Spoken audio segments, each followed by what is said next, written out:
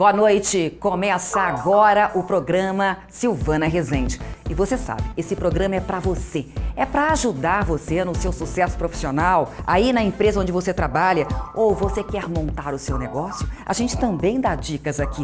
E você é empresário, quer saber como é que é difícil, não é isso? Ser empresário hoje e tentar vencer todos os obstáculos aqui no Brasil, a gente também fala sobre esse assunto aqui. E é importante destacar para você, nós estamos aqui ao vivo da TV Mais Ribeirão e também não só para Ribeirão Preto, mas para o mundo por meio da internet, também ao vivo no tvmaisribeirão.com.br. E, além disso, nós somos retransmitidos para todos os canais da TV ACESP no estado de São Paulo, inclusive para o canal TV Aberta na cidade de São Paulo, na capital de São Paulo. Então estamos falando, para milhões de pessoas nesse momento. Olha, você sabe, a gente sempre traz aqui e mostra uma empresa, alguma empresa e como é que essa empresa funciona e quais as profissões que esta empresa abriga. Hoje nós vamos falar sobre o setor de contabilidade. E você quer saber quais as profissões que existem lá? Então acompanhe aqui a nossa entrevista. Nós queremos sim contar com você na nossa audiência, porque a gente quer mostrar para você não só esse assunto, como outros que acontecerão aqui no decorrer do nosso programa de hoje. Hoje, a gente está aqui do lado com o José Eduardo da Silveira, que é o empresário, e proprietário de uma contabilidade em Ribeirão Preto. E o importante é que ele hoje é dono, é sócio, é um dos 3 sócios, mas ele também já foi funcionário dessa contabilidade. Então ele pode colocar pra gente os 2 lados, não é? O lado de ter sido colaborador, o lado de ter sido funcionário e também o lado de ser um proprietário, que é um desafio também grande, né? É maior ou menor, porque o lado do funcionário ele vai falar que é muito difícil, que às vezes ele acha que é melhor ser dono. Você está aí vivenciando os 2 lados. José Eduardo, boa noite, obrigada pela presença aqui conosco. E aí, o que você diz? Primeiramente agradeço o convite, boa noite. Os 2 lados têm a sua importância. O empregado, ele sempre colabora direto com a empresa, tem o seu desafio, tem que se treinar, tem que se preparar para dar o respaldo que a empresa precisa. Já do outro lado, o patrão ele tem que se preocupar em manter toda a estrutura, manter toda a sua clientela assim, com boa qualidade e também se preocupar com os altos custos que a gente tem hoje para administrar uma empresa, que é a carga que o imposto come a gente, assim, falando nesse sentido. Você era funcionário, tudo bem, de uma contabilidade, imagina que trabalha e conhece os impostos no dia a dia. Isso. Mas como colaborador, como funcionário, você tinha esta ideia, de que os impostos comiam tanto, a situação empresarial no Brasil como hoje, como proprietário? Não, a gente nem passa pela cabeça quanto é difícil o custo para o lado do empresário, como que é difícil ele tirar toda essa carga do lucro que ele tem, de todo o que ele recebe, para poder pagar tanto o empregado, a folha de pagamento, toda a sua despesa que você tem para manter a estrutura, e aí depois chega o imposto que acaba de matar o restante que a gente tem, Então fica dificultoso bastante. Qual que é a diferença maior, entre ser colaborador, você foi colaborador por quanto tempo no escritório de contabilidade? Por 13 anos. 13 anos. E você é sócio desse escritório há quanto tempo? Eu sócio desde 99. Tá, então são quantos anos? 99, 2014, 15 anos. 15 anos. Tá. Qual que é a diferença maior que você teve, qual a qualidade ou qual a característica que você teve que desenvolver para se tornar um proprietário melhor?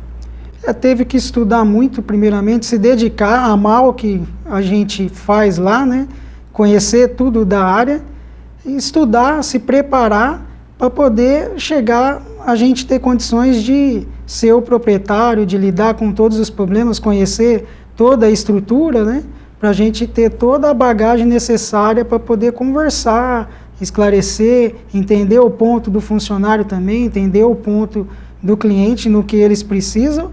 E, além disso, manter o relacionamento interno, tanto do empregado como o patrão, a gente também, é um desafio hoje manter isso em harmonia, né? Ok. Olha, gente, a gente vai agora então assistir a matéria que nós fizemos na contabilidade. Em uma empresa de contabilidade, a primeira profissão que se imagina é o contabilista, mas no escritório de contabilidade é possível ter várias profissões e diferentes profissionais. Eu comecei aqui no escritório como técnico de informática, né? Aí eu me especializei na área de computação. E aí com isso eu fazia toda essa parte da informática aqui do escritório, tudo. Só que o escritório me deu uma oportunidade boa para mim, que foi para trabalhar na parte do financeiro. Então, com isso, eu tive que me especializar em ciências contábeis. Então, eu fui também, depois que eu me formei em computação, eu fui atrás da área contábeis também. E aí eu fiquei 4 anos estudando, né? E agora eu estou no financeiro agora por conta disso por conta da oportunidade que eles me deram. Então, eu ainda continuo na área da informática, né? Ainda sou responsável pela área da informática, porém eu não fico mais à frente do colaborador, dando manutenção. Eu dou assim, uma assistência mais complicada. Não abandonou nenhuma área nem outra. Está feliz juntando as duas áreas? Com certeza, né? É um aprendizado, né, que eu tenho a mais aí, né? Espero fazer uma pós-graduação na minha área agora atual, que é a finanças, né? Para especializar mais, né? Porque não pode parar, né? Tem que sempre estar melhorando, né? E é possível um psicólogo trabalhar fora do recursos humanos? Carlos provou que sim. Eu sou psicólogo de formação, né? Mas sempre trabalhei na área operacional do departamento pessoal. Fugiu um pouquinho da área? Fugi um pouquinho, né? Assim, a gente tenta conciliar as duas coisas, mas fugi um pouquinho. Aqui dentro do escritório eu não desempenho a função de psicólogo. Uma técnica ou outra na área de admissão, demissão, recrutamento, seleção, a gente acaba aplicando a experiência que vem lá da faculdade. Mas aqui dentro do escritório eu fico mesmo gerenciando mesmo a área do departamento pessoal, o operacional do departamento pessoal, que é relacionado à questão da legislação trabalhista, admissão, demissão, toda essa parte trabalhista mesmo. Tem algum arrependimento ou consegue conciliar as duas coisas? Não, arrependimento nenhum. Nem por uma, nem por outra. A gente tenta conciliar as duas coisas, né? Porque eu gosto das duas coisas, procuro conciliar as duas profissões. E acho que dá para conciliar e trabalhar junto ali, fica bom. E uma área que só cresce, todas as empresas buscam e precisam é da tecnologia da informação. A gente cuida desde a parte de infraestrutura de rede, né? Que é para manter todas as máquinas conectadas, interligadas juntas, e também a parte de manutenção direta nas máquinas. Às vezes precisa de trocar alguma peça, alguma coisa que uma máquina parou, a gente sai daqui, vai direto no colaborador, e também com acesso remoto. Às vezes a pessoa tem algum problema com o software que usa, não estou conseguindo usar tal software, parou alguma coisa, a gente dá acesso remoto direto lá, tá dando sempre um suporte para a pessoa não ficar parado, né? Não atrapalhar no dia a dia. Aqui o trabalho é em conjunto, os pedidos são feitos e aprovados. Bom, o meu trabalho é fazer a parte de abertura, alteração e encerramento de empresa e a legalização delas nos órgãos competentes. A pessoa vem até mim, solicita a abertura da empresa, identifica qual que vai ser a atividade que ela vai exercer e a gente busca as atividades permitidas, né, que se enquadrem aí legalmente. E a gente elabora toda a documentação para a pessoa poder assinar e a gente dá a entrada e registrar na Junta Comercial, Receita Federal, Prefeitura. A gente faz essa primeira parte e essa segunda parte o motoboy que faz a entrega para os clientes, passa a fazer a parte de roteiro. A união é essencial para que os resultados apareçam. Eu faço essa ligação entre a documentação que o pessoal prepara até a chegada ao órgão, né? Faço a entrega de documentos junto às repartições públicas. Prefeitura, Receita Federal, Poupa Tempo, Secretaria da Fazenda do Estado, Vigilância Sanitária. Eu faço essa ligação entre a documentação que o pessoal prepara até a chegada ao órgão, né? Hoje, o papel da recepcionista vai além de receber quem chega na empresa. Auxilio em outros setores, eu auxilio o menino do financeiro, faço compra de materiais para o escritório, levo para os funcionários caso eles precisem, auxilio em vários setores aqui. Além dessas áreas em destaque, existe toda a equipe. Foi aí, ó, a nossa repórter Caroline Badim, que foi até o escritório de contabilidade mostrar um pouco da realidade, né? Nós vimos aí várias profissões, né, José Eduardo? O que é mais que a gente pode encontrar lá? Então, a gente pensa assim, puxa vida, né? No escritório de contabilidade nós vamos encontrar contadores apenas, né? Ou na sua maioria, mas conseguimos ter outros profissionais, né? Você que pensa em trabalhar num escritório assim e tendo outras profissões, você tem condições. Quais outras profissões que se encontram lá? A gente pode encontrar lá pessoa formada em administração, em economia, o profissional do direito, que tudo isso vem ligado à nossa rotina diariamente, né?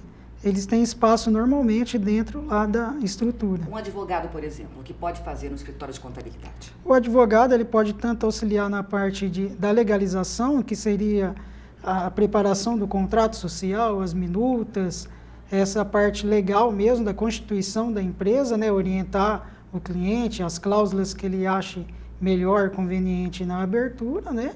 Também na parte fiscal, que ele tenha toda a parte de tributária, né? O advogado se encaixaria muito bem nessa situação também, na parte de consultoria. Um economista? O economista no planejamento tributário, na saúde financeira da empresa, para orientar direitinho as empresas, as suas contas, né? Fazer contas a pagar, contas a receber, equilibrar o caixa da empresa. Né? E você falou outra coisa do administrador também, que também tem uma visão macro da empresa. Isso, o administrador ele pode, que nem assim, dar uma orientação, uma consultoria geral dentro da empresa, né? Desde a parte do funcionário até a parte financeira da empresa, porque o administrador conhece todas as áreas, né? Então ele pode ajudar conciliando com as informações contábeis, né? Ele vai fazer o perfil que precisa ser melhorado na empresa. Hoje, qual que é a linha salarial hoje dentro do escritório de contabilidade? Então, para o iniciante, está em torno aí que esteja estudando, venha assim numa conduta de estudo, ele inicia aí na faixa de uns R$ 1.500, entendeu? E no caso é um contabilista? Isso. Tá, qual a diferença? Existe diferença entre contador e contabilista? Então, o contador e o contabilista são a mesma coisa. O que tem a diferença é o técnico contábil e o contabilista e o contador, que seria a mesma coisa. O técnico contábil tem assim, executa a mesma atividade, só que ele não pode assinar os balanços de SA. Em contrapartida, o contador pode assinar. Tá. Um técnico contábil começa ganhando quanto?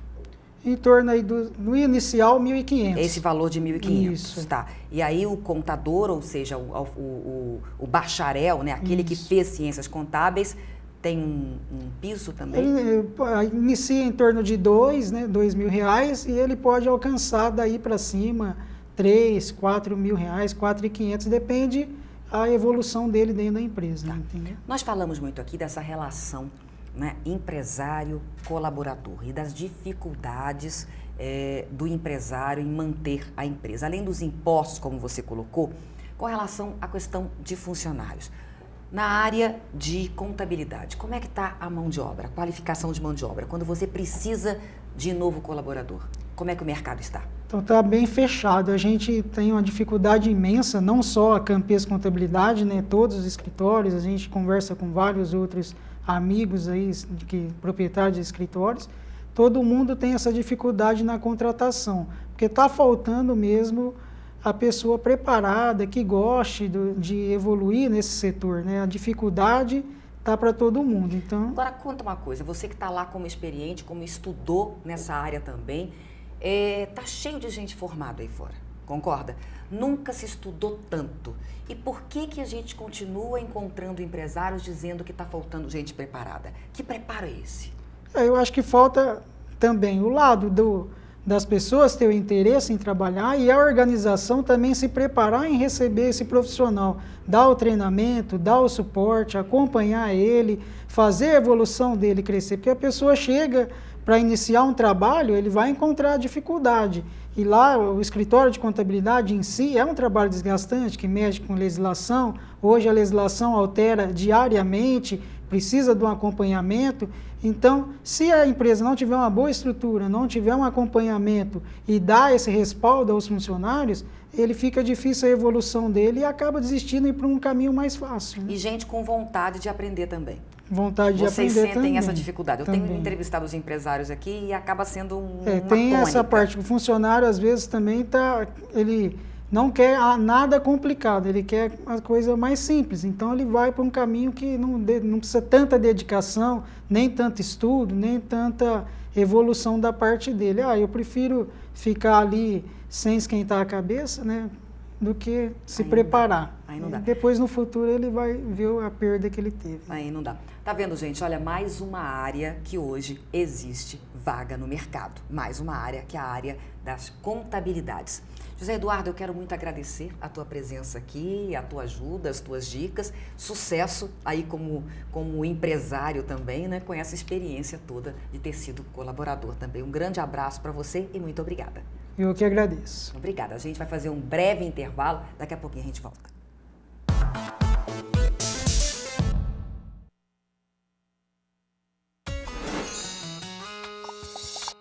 Muita história pra contar, muita coisa pra levar. O primeiro dia foi difícil, assim, pra mim. Eu tava com vergonha, assim, porque era tudo novo, né? O último dia foi, assim, alegre por ter terminado, concluído, mas com um pouquinho de tristeza porque acaba se desfazendo das amizades, né? Vai distanciando. Eu já namorava, né? Quando eu entrei na faculdade, meu namorado também entrou junto comigo. Ele fazia administração e eu contábeis. E hoje ele é o meu marido. O sentimento que eu trago comigo é de alegrias vividas aqui.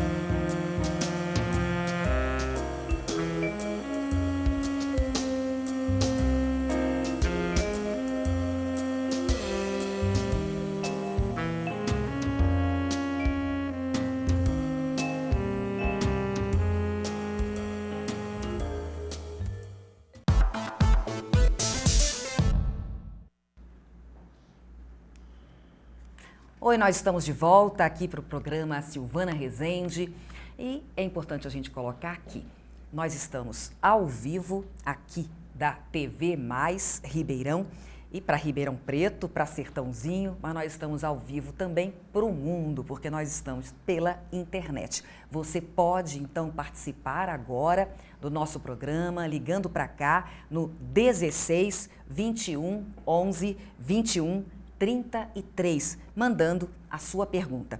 Nós, nesse bloco, nós vamos falar de profissão. Sempre tem gente perguntando, querendo informação de alguma profissão, e hoje é a profissão de arquiteto. Você já pensou em ser arquiteto? Então, nós temos aqui hoje duas pessoas que vão poder te ajudar, te auxiliar na hora dessa escolha. E nós estamos com o André Avezum, não é isso? Coordenador do curso de arquitetura da Universidade de Ribeirão Preto, e a Danusa Gregorucci, que é arquiteta. Isso. Boa noite a vocês, sejam bem-vindos. Fala pra gente, as pessoas falam assim, arquitetura. Qual que é a diferença maior entre arquitetura e engenharia? Bom, o arquiteto, ele tem atribuição para fazer projetos. Tanto projetos de arquitetura, né, de edifícios, como também projetos urbanos. E dentro da nossa, da nossa atribuição, do que o arquiteto vê dentro do nosso curso, ele ainda pode se especializar em áreas como paisagismo, arquitetura de interiores, design de móveis, conforto ambiental, área acadêmica. Então tem uma gama enorme aí de assuntos dentro da arquitetura. Tá, mas o que ele faz que o engenheiro não faz? O que o engenheiro... Porque o engenheiro também faz projetos. Sim. Não é isso? E o que o arquiteto não pode fazer que o engenheiro faz e vice-versa? A atribuição do engenheiro é fazer projetos de estrutura, né? Fazer projetos de estrutura metálica, de hidráulica, de elétrica. Já o arquiteto, ele vai fazer projeto de arquitetura. Então, vamos trocar em miúdos aí, Sim. tá? Por exemplo, eu quero fazer uma casa. Sim. Eu posso contratar só um arquiteto para fazer o projeto da minha casa? Só para fazer o projeto da arquitetura, da casa. Da arquitetura. Sim. Mas, por exemplo, eu tenho uma laje para fazer na minha casa. O arquiteto pode fazer esse projeto? Na verdade, a gente divide os trabalhos. O arquiteto vai idealizar esse projeto. Para construir, antes de construir, para calcular essa laje, eu tenho que contratar um engenheiro. Então, na verdade, o engenheiro até pode fazer também o projeto da casa. Sim, isso é uma briga, né? Isso é uma briga? Isso é uma briga. Tá. Mas o arquiteto, na verdade, ele é maior conhecedor, vamos dizer, da questão do projeto em si. Na grade do curso do arquiteto, ele é que tem a atribuição para projetar. Ele tem as aulas de projeto. Tá. Aí na hora de fazer a laje, a pilastra e tudo mais, como chama? Como é um trabalho em equipe. O alicerce. Sim, é o engenheiro. Isso, é um trabalho em equipe. Então vai precisar do arquiteto, vai precisar do engenheiro hidráulico, do engenheiro de estruturas, do engenheiro de obras. Né? Tá.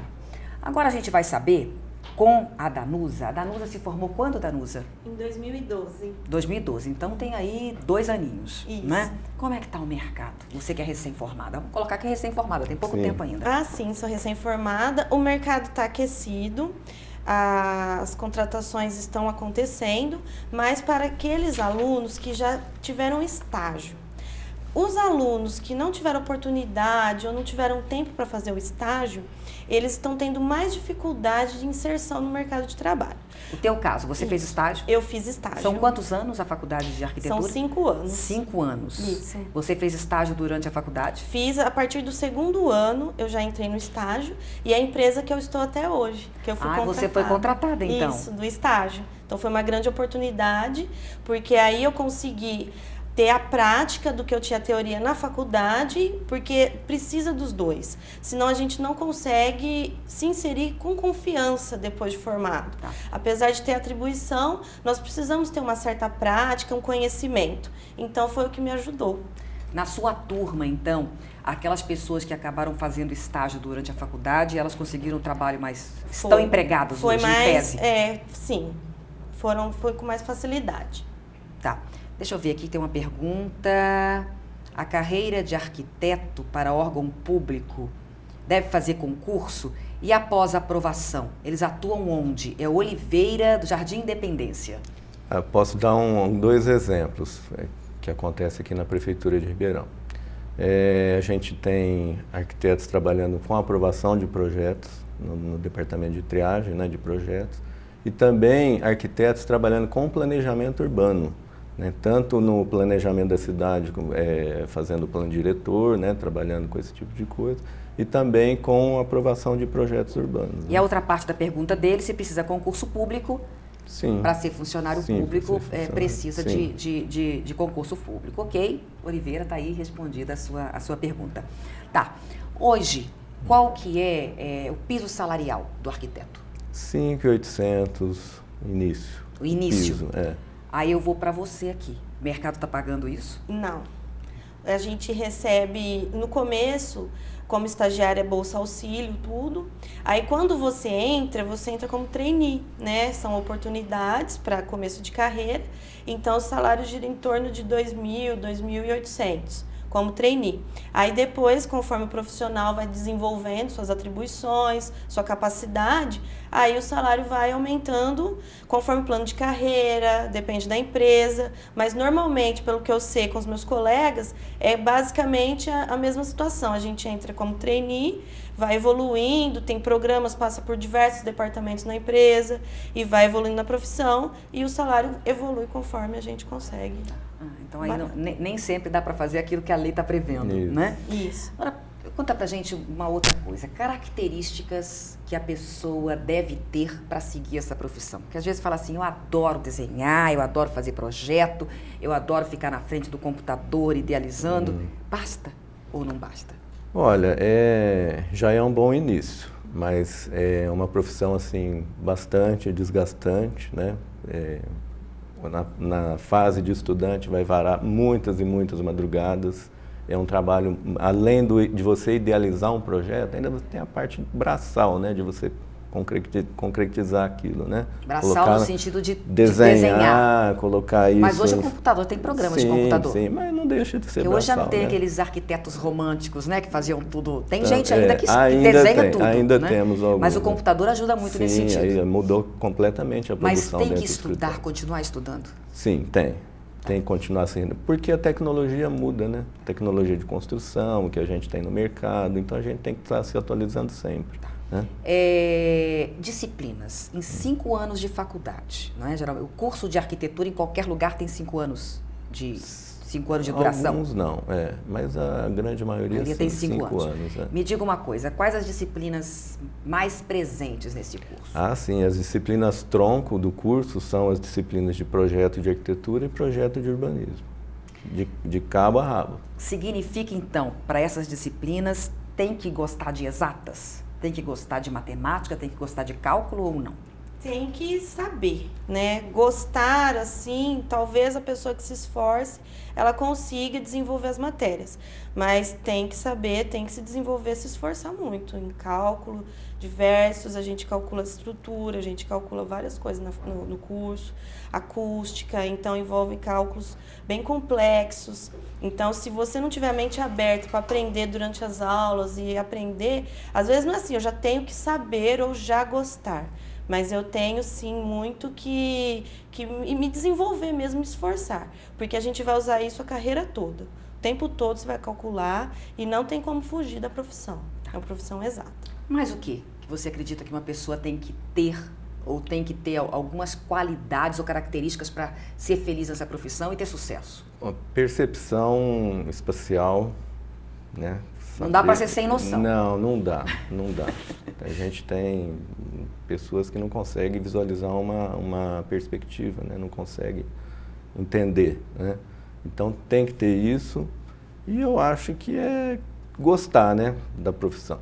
Né? Hoje existem mais homens ou mulheres? Mais mulheres. Mais mulheres? Muito mais. Mas as mulheres, no caso, elas têm essas características mais aguçadas ou não? Sim, olha, a gente ou porque as mulheres estão em mais número em todos os lugares? Pode ser, não. Eu acho que, assim, a gente tem muito pouca desistência, né, do curso.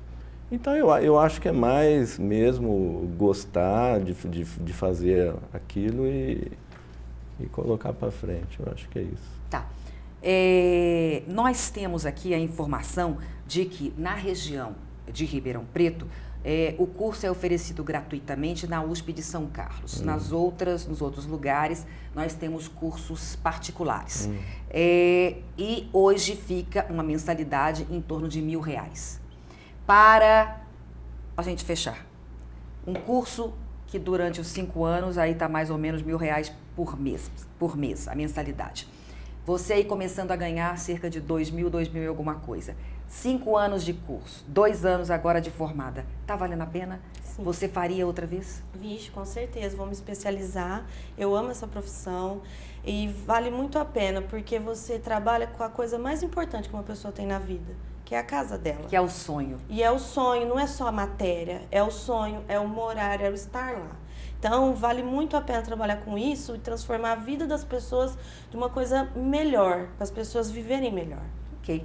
Danusa, muito obrigada. Eu Parabéns aí, sucesso. Obrigada. E a você também, André, muito obrigada por ter vindo aqui, pelo convite, pelas dicas, tá? E a gente está aí às ordens. Se você quer saber de mais alguma profissão, você então entre em contato com a gente, tá bom? Entre em contato, manda um e-mail e fale com a gente, porque a gente está querendo esclarecer a todos vocês, né, sobre as profissões. Obrigada a vocês e agora nós vamos para as vagas de emprego que nós separamos para você, ok?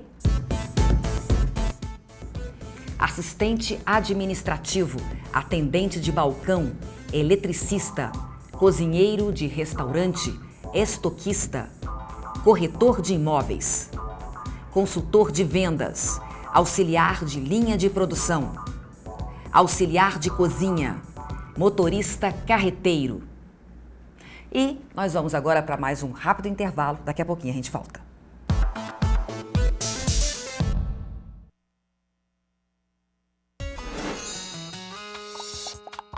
Muita história pra contar, muita coisa pra levar.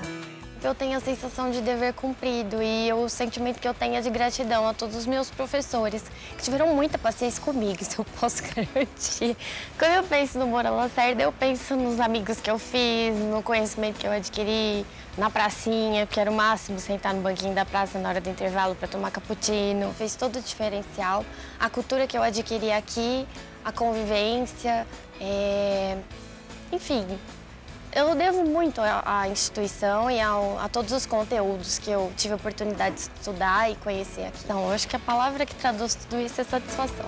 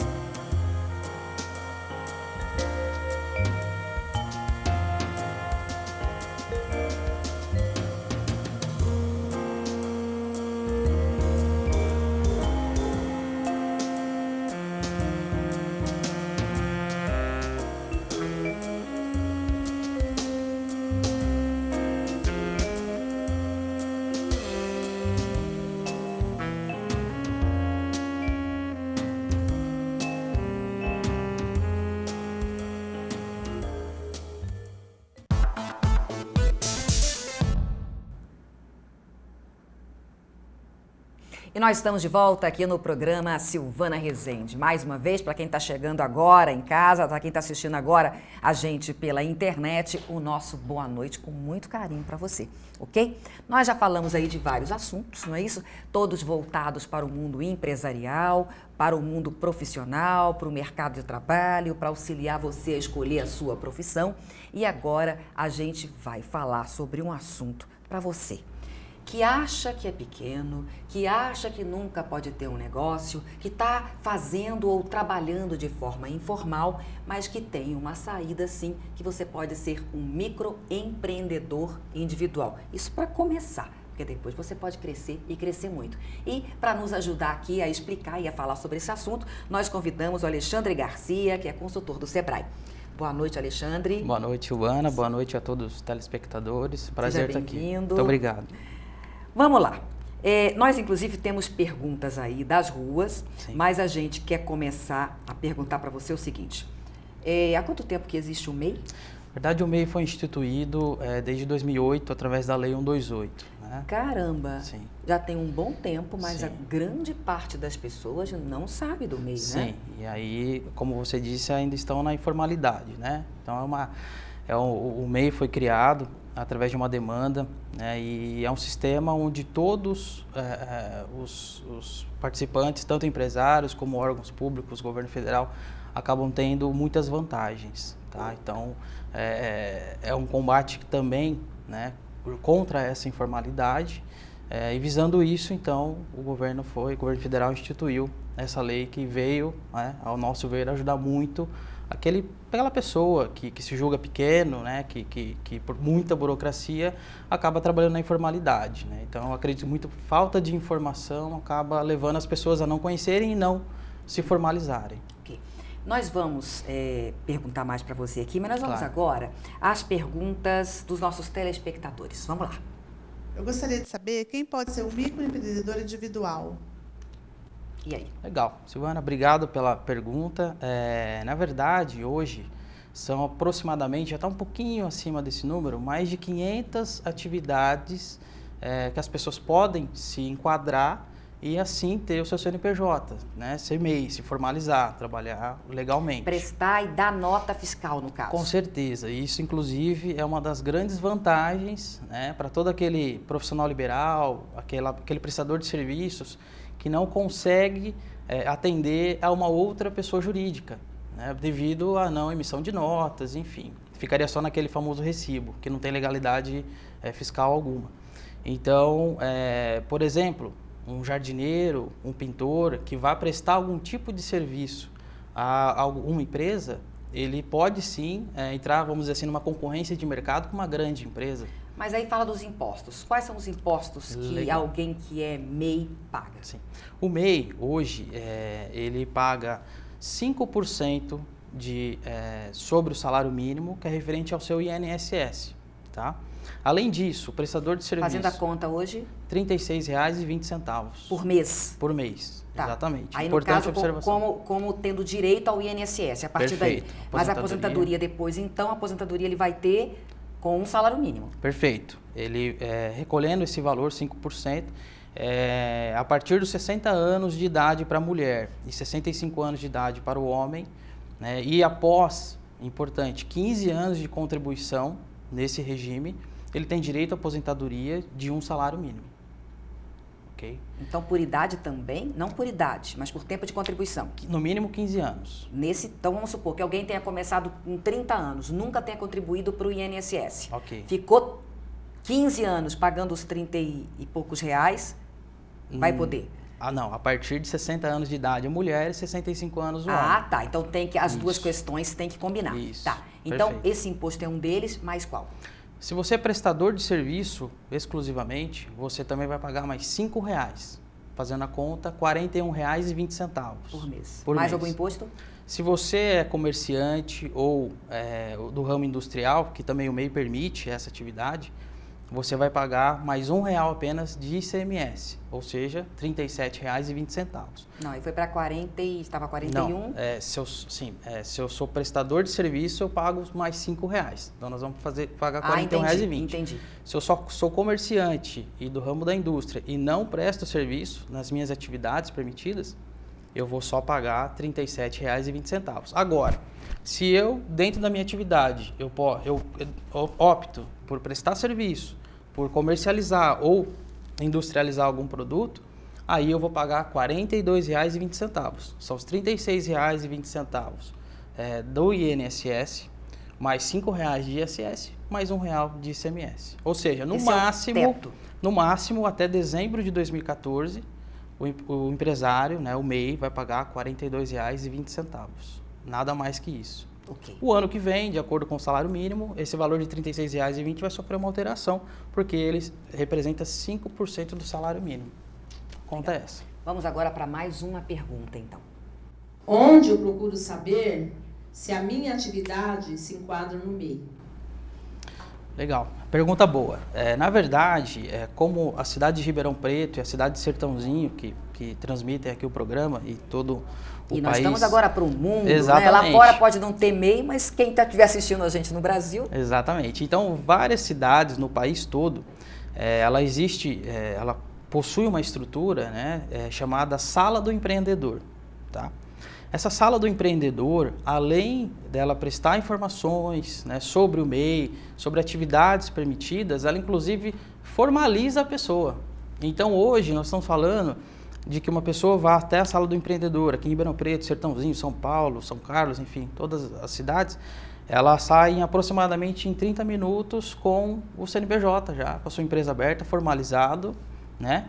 E a partir daí, junto à Sala do Empreendedor, você consegue maiores informações quanto a como emitir nota, quais os procedimentos legais junto ao município, né? Enfim, toda a informação de alvará de funcionamento, legalização. É quase uma consultoria. Perfeito, Silvana, perfeito. Toda a informação baseada, né, em leis, a Sala do Empreendedor está apta a fazer esse trabalho, o mais importante, gratuitamente para a população. Ninguém paga R$1 para abrir uma empresa junto à Sala do Empreendedor. E uma outra situação, pô, Alexandre, né, Silvana, aqui na cidade não existe a Sala do Empreendedor. Ok, você pode acessar o site, é um site federal, né, o portaldoempreendedor.gov.br. Nesse site você vai ter acesso também às mais de 500 atividades permitidas.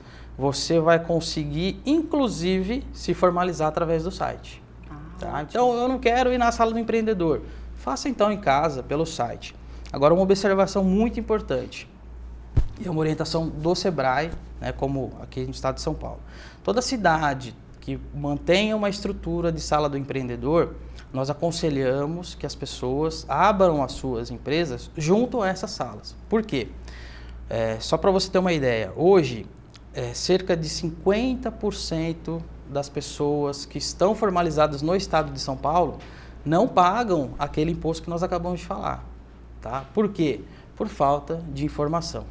Pagam um valor maior ou não pagam nem nada? Nem pagam, né? E aí, o grande problema disso tudo, quando eu, microempreendedor individual, vou requerer o meu benefício, minha aposentadoria, enfim, todos os direitos, salário maternidade, auxílio doença, que é vigorado e ele tem direito, haverá então uma consulta para verificar se existe, né, todos os pagamentos em dia, enfim. Aqueles que não estão em dia, as pessoas não podem requerer o seu direito.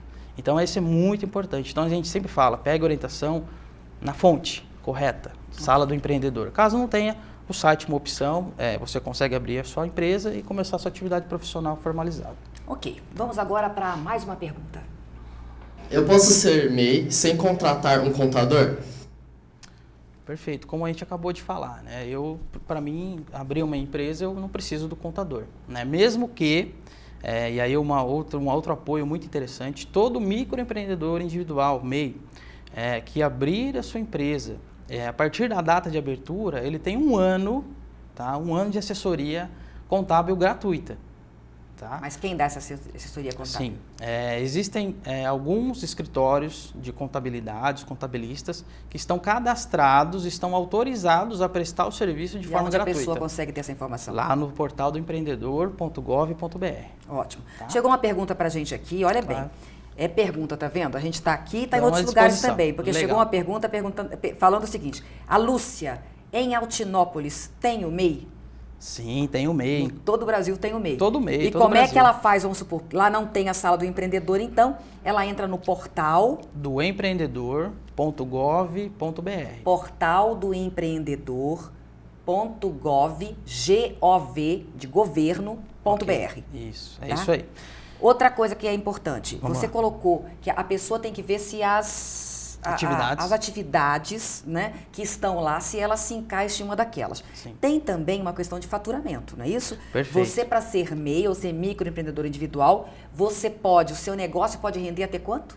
Até R$60 mil de faturamento bruto no ano. No ano? Isso, exatamente. R$60 mil por no ano. De faturamento bruto. Não é de retirada, é faturamento bruto. Todas as notas que você emitiu. Perfeito. Que não dá é em torno, uma média, tá? Não é uma exigência, mas é uma média de R$5 mil por mês. Que o seu negócio tem que estar rendendo. Exatamente.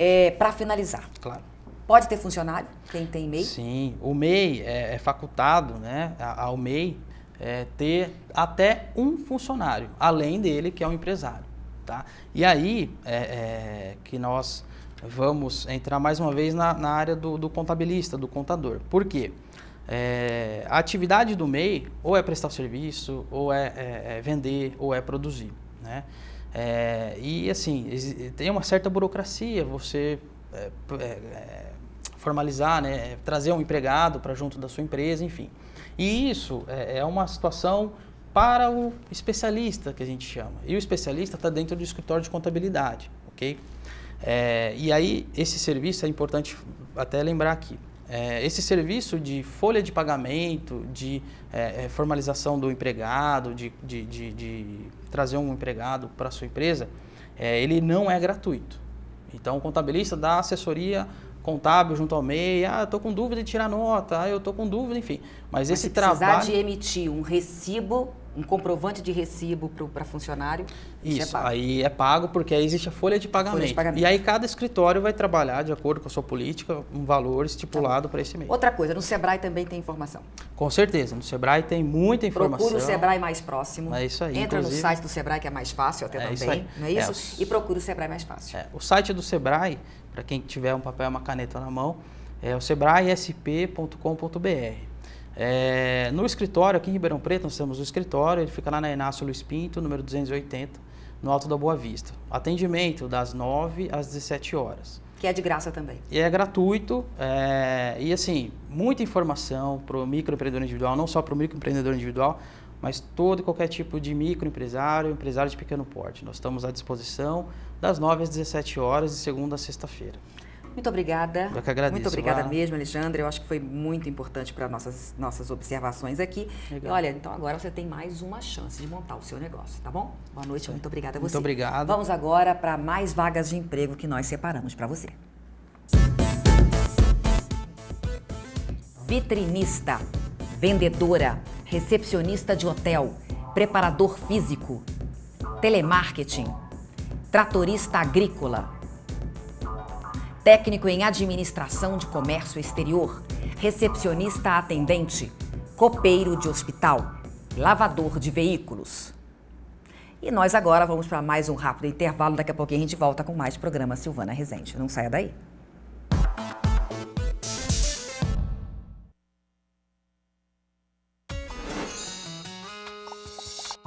Muita história pra contar, muita coisa pra levar. O primeiro dia foi difícil, assim, pra mim. Eu tava com vergonha, assim, porque era tudo novo, né? O último dia foi, assim, alegre por ter terminado, concluído, mas com um pouquinho de tristeza porque acaba se desfazendo das amizades, né? Se vai distanciando. Eu já namorava, né? Quando eu entrei na faculdade, meu namorado também entrou junto comigo. Ele fazia administração e eu contábeis. E hoje ele é o meu marido. O sentimento que eu trago comigo é de alegrias vividas aqui.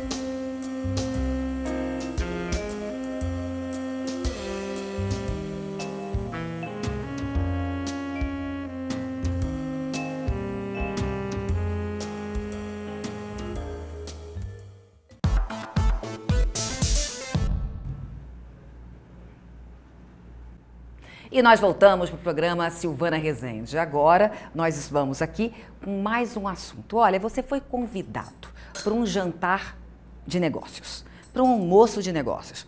Como é que eu vou me comportar? Vocês estão ouvindo uns barulhinhos? Justamente. Nós temos aqui agora uma mesa colocada, ok? E nós vamos aqui ensinar para você como é que se comporta adequadamente.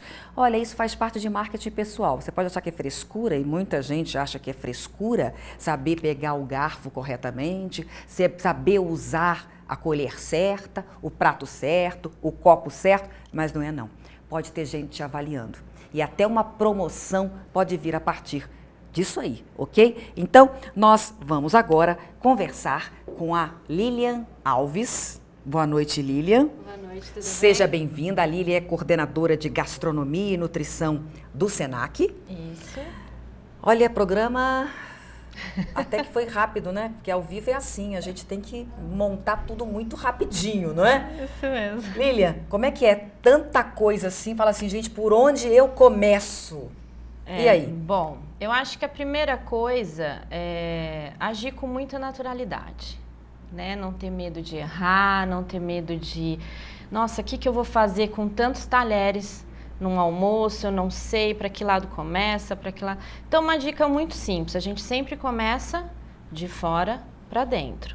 E tem muitos casos aqui a gente montou uma mesa particularmente simples, mas tem casos que você pode ter 3 talheres desse lado, 3 do outro e às vezes ter alguma reposição de talher no meio do serviço, porque você pode ter uns banquetes que tem 8 pratos. Aí que realmente a coisa complica. Exatamente, né? Mas Agora, uma dica bem simples, é começar de fora para dentro. Se você está num restaurante, tudo bem, você vai seguir o que está lá. Agora, vamos supor que você vai receber em casa o teu chefe. Não é isso? Aquele que está para te dar a promoção e ele pode estar te avaliando, né? Uma coisa legal também é se preocupar. Faca, por exemplo, dá para ver o detalhe daqui? Isso. A faca, ela não pode estar com corte do lado de fora. Algumas coisinhas eu já aprendi. Isso mesmo. A faca não pode estar do lado de fora, não é isso? Isso. Imagina o seguinte, ela pode me cortar, né? Acho que é umas coisas que a gente acaba ligando na hora de montar. Então, o corte tem que estar pro lado de dentro. Isso, a faca sempre do lado direito, o corte sempre para dentro, o garfo do lado esquerdo, e se for ter uma sopa de entrada, um creme, a colher também vai do lado direito. Ah, tá. A colher não é do lado de cá, do lado esquerdo. E é uma coisa que as pessoas confundem muito, né? Porque a maioria das pessoas usa o garfo com a mão direita. Isso. Então, acha que o garfo vai do lado direito. Exatamente. Né? Mas porque, na verdade, você vai falar depois pra gente como é que a gente coloca, como é que a gente pega a faca. Não é? Vamos lá. Então, vamos lá. Primeiro vem uma entradinha. Isso. Então, primeira coisa, né? O guardanapo. Né? O guardanapo de tecido tem uma função. Ele não é um simples adorno da mesa. Você coloca no colo. Normalmente, a gente faz somente uma primeira abertura, e ele é utilizado justamente por quê? Para você não deixar alimentos cair no seu colo, sujar sua roupa e tudo mais. Vamos supor que seja uma massa. Eu já vi pessoas, inclusive, colocando o guardanapo aqui, assim. Isso é feio? Bom, normalmente quando você vai em alguma cantina ou tem alguns pratos assim típicos... Muito molho, tem algumas cantinas que eles dão até um babador, né, para você colocar justamente aqui, para você realmente, porque é muito difícil, né, principalmente você tá com uma camisa branca, vai comer uma massa com aquele molho de tomate, é dificílimo que não vai cair na roupa. Então tem algumas cantinas que ela te dá um guardanapo específico para colocar aqui ao redor do pescoço. Mas se não for dado isso, o ideal é colocar no colo mesmo. Isso. E tem alguns outros pratos, tipo alguns fundis, que tem muita gordura e tudo mais, que pode espirrar, que aí você também tem esse babador. Aí já chegou pergunta pra gente, a Liliane, do Sumaré. Se eu tiver dúvida no talher que vou usar, é melhor perguntar ao garçom ou uso o mesmo talher para todos os pratos? Bom, se ela tiver dúvida, ela pode perguntar para o garçom, sim. Eu acho que nunca é errado você assumir, não sei, preciso perguntar. Mas, normalmente, por exemplo, esses talheres menores aqui, eles são utilizados para saladas e para as entradas. Os talheres maiores que são utilizados para os pratos principais. Aí vem antes, então, um pãozinho, uma torradinha, não é isso? Como é que eu faço? Eu fico e coloco do ladinho esquerdo aqui. Isso. E aí, eu posso pegar esse pãozinho e colocar aqui os farelinhos dele aqui no meu prato principal ou não? Tudo vai depender do local que você está. Por exemplo, o pão você pode cortar com a mão em pedaços. Se você estiver num restaurante muito sofisticado, é ideal que não. Mas se você estiver numa cantina com aquele molho maravilhoso, o italiano ele já come, né? O pão com a massa. E aí não tem por que você pode também passar o pão para pegar esse molho. Aí usa essa faquinha aqui pro pão, pra torrada, para aquilo que tem antes. Isso, às vezes para passar uma manteiguinha, um patê, alguma coisa que vem acompanhando essas entradinhas. Aí tem os pratos aqui. Tem esse primeiro prato. Isso, esse primeiro prato seria o pratinho da entrada, tipo uma salada. Então normalmente ele é servido no prato de sobremesa. Então aí você... Eu uso o pãozinho aqui no caso e depois vem mais uma saladinha. Vem uma saladinha que seria a entrada. Porque assim, um serviço mais simples, o que nós temos? Nós temos a entrada, o prato principal e a sobremesa. Né? Que normalmente, às vezes, a gente vai no restaurante, a gente acaba não comendo uma entrada. A gente já vai no prato principal, a correria do dia a dia. Dependendo do preço, inclusive. Exatamente. Aí a gente passa até a sobremesa, né? Então, você pegou, comeu a entrada e aí você vai... Uma coisa muito importante. A faca, ela nunca vai para a mão esquerda. Ela sempre fica na mão direita. E aquelas pessoas que não conseguem comer sem a ajuda da faca, né? Isso fica com a mão direita o tempo inteiro e na hora fica com a esquerda assim, cortando. Muitas coisas que às vezes eu escuto, Lília, mas não é possível. Eu não vou conseguir cortar com a mão de hábito, direita. Não é? Aí eu pergunto assim, tá, quando você vai cozinhar, você vai cortar uma cebola, um pão, qual mão que você usa? Aí as pessoas me respondem, a direita. Eu falei, então. Exatamente. E é uma questão de hábito, realmente. A faca não é para ficar empurrando nada para o garfo. A faca é só para cortar, né? Ela deve estar apoiada como enquanto a gente não usa a faca? Enquanto você está comendo. Enquanto eu estou comendo. Isso, ela pode estar apoiada assim, diagonal, na borda do prato. E aí, quando nós terminarmos, a gente deixa assim, paralelos, com os cabos voltados para você. Tá. E aí tem gente que deixa assim. O que acontece? O que significa isso? Não significa, não significa nada. Nada. E isso daqui não é assim, uma simples frescura. Isso aqui é um sinal que o garçom vai saber que você já terminou sua refeição. Então, aí ele não precisa te perturbar. Ah, você já está satisfeito? Então, e não recolher antes. Exatamente. Então, ele já sabe que terminou. Às vezes você está num assunto de negócio muito importante. Ele nem precisa perturbar a conversa. Ele já retira o prato e aí ele já aciona para vir o prato principal. Então, a Lilian já comeu a salada, a entradinha, vai agora para o prato principal. Exatamente. Aí já os talheres da salada já se foram. Isso. E agora os talheres. Aqui nós temos os talheres do prato principal, isso. No caso que for uma carne normal, ou um frango, uma carne vermelha. Mas e se for um peixe, tem alguns restaurantes que aí nós temos o talher de peixe, que seria esse daqui, que parece uma mini espátula de bolo, né? Que eu até falo. E aí, o que ele significa? Ele não tem corte. Realmente, ele não tem corte. Ele é usado justamente para você separar os espinhos do peixe quando tiver. Porque então, o peixe, na verdade, não se corta. Exatamente. Não é? Massa também. Eu já vi, por exemplo, às vezes a massa ela é macia, você tem que comer com garfo. É aconselhável se comer com garfo e com a colher? Muitas pessoas fazendo aquele rolinho assim? Isso. É aconselhável, sim. Até ajuda, né? Na hora que, principalmente as massas de fio longo, quando né? É um te macarrão, ajuda. Espaguete, uma coisa assim. Isso, te ajuda você vai enrolando e te ajuda até com o molho. Tá. Uma lasanha, por exemplo. Às vezes a cobertura não vem tão fininha. Pode-se usar faca? O ideal é que não, mas pode ter algumas massas que estejam muito crocantes, que às vezes você só com garfo você não vai conseguir. Mas se você não conseguir, você pega um pouquinho a ajuda da faca. Mas para os italianos... É um sinal até para o restaurante, para ele fazer a cobertura mais fininha, porque, na verdade, o que acontece? Na hora que vem um prato, ele tem que estar perfeito para você poder degustar. Então, às vezes as pessoas falam assim, veio um prato com caroço na azeitona. Não tem que vir caroço na azeitona. Então, são erros. Vamos aqui para as taças, copos, taças, como é que é? Porque aqui a gente sempre acaba, é difícil, né? Hoje em dia, assim, antigamente a gente tinha uma regrinha muito básica, então assim, da maior para a menor.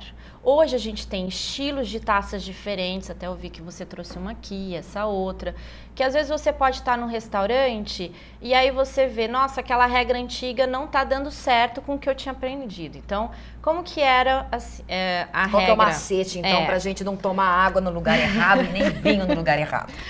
Então, o que acontecia? Era sempre a taça maior para água, refrigerantes, a outra um pouquinho menor para o vinho tinto e a menorzinha para vinhos brancos e rosé. Mas hoje, por exemplo, você pega essa taça aqui é uma taça de vinho. E você pode ter essa daqui como uma taça de água. A de vinho, até porque ela é mais abaulada, não é isso? Isso. Até para sentir um pouquinho a questão do vinho. Exatamente. Mas é para o vinho tinto só ou ela é para qualquer vinho? Pode ser também para vinho branco e para vinho rosé. Tudo vai depender, porque assim, o que acontece? Hoje a gente tem diversos tipos de vinhos e cada vinho ele precisa de uma taça específica para ser degustado, para que assim você também consiga sentir o aroma dele e o gosto dele como deve ser. Eu cheguei a ler certa vez que não quer errar com vinho, então procure taças dessa forma, abauladas que combinam com qualquer vinho. Exato. E no caso da água, para a gente não errar, poderia ser um outro macete, uma taça não abaulada, uma taça aberta? Pode ser. Mesmo pode que, mesmo que seja menor. Assim. Uma taça assim, mesmo que seja menor. Isso, e hoje em dia o que acontece? Eu já vi mesas montadas com diferentes tipos de taça e fica muito simpático também, fica bonito. Então aquela coisa de ser tudo igualzinho, tudo bonitinho. Cada um coloca o seu estilo. Exatamente. Imprime o seu estilo. E essa daqui?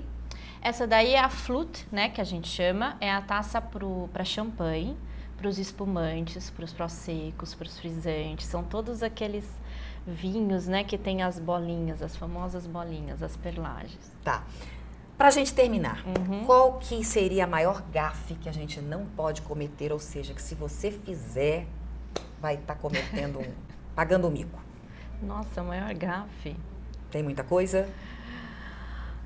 Eu acho assim, ser indiscreto, às vezes em alguma conversa, né? Saber respeitar o espaço do próximo. Mas aqui a mesa? A mesa, bom, eu acho que a maior gafe é talvez você experimentar um prato e falar, nossa, odiei o prato, tá mal feito, não gostei. Tá, não deve fazer nunca isso. E o guardanapo que tá aí embaixo? Isso, aí você terminou a refeição, você pode deixar ele aqui do lado. Lado direito? Lado direito, lado esquerdo, não tem problema. Aí não tem problema, né? E aí, no caso, não se faz nada, aí no final, coloca também os talheres da mesma forma. Aí no final, terminou a refeição o prato principal, você vai deixar os talheres da mesma forma, que é uma dica para o garçom vir e retirar, e aí ele vem com a sobremesa. Ok. E aí, novamente, né, a gente tem que tomar o cuidado aí, saber se é garfinho ou se é colherzinha. Exatamente. Não é? Lilian, muito obrigada, tá bom? Agradeço. Pelas dicas que você deu aqui pra gente. Eu acho que dá pra fazer bonito agora no jantar, não é isso, gente? Eu acho que é isso que é importante. Olha, nós então vamos ficando por aqui. Um grande abraço para você que me acompanhou em mais um programa Silvana Rezende e até o próximo programa, com certeza.